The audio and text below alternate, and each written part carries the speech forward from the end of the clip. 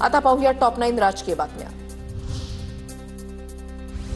मुख्यमंत्री फडणवीसांकडून विधान परिषदेचे सभापती राम शिंदे यांची भेट। मुख्यमंत्र्यांकडून पुष्पगुच्छ देत राम शिंदेंना आगामी अधिवेशनाबाबत शुभेच्छा। पावसाळी अधिवेशनाच्या पहिल्या दिवशी सभागृहामध्ये मुख्यमंत्री फडणवीसांकडून छगन भुजबळांचा परिचय, तर शंभूराज देसाईंनी 2025चा महाराष्ट्र औद्योगिक सुधारणा अध्यादेश मांडला।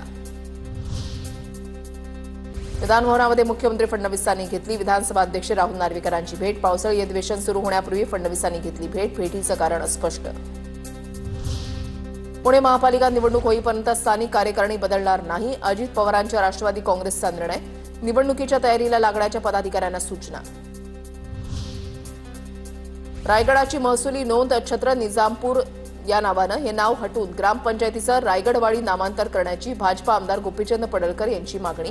अधिवेशनामध्ये मुद्दा मांडणार असल्याचं वक्तव्य, सरकारच्या भूमिकेकडे लक्ष। रायगड ही आमची राजधानीच जर निजामपूर ग्रामपंचायतच्या अंतर्गत असेल तर हे आम्हाला मान्य नाहीये। रायगडवाडी हे ग्रामपंचायतचं नाव असलं पाहिजे आणि सर्व ग्रामपंचायतीचे कार्यालय हे रायगडवाडीत असली पाहिजे, ही मागणी आमची सरकारकडे आहे।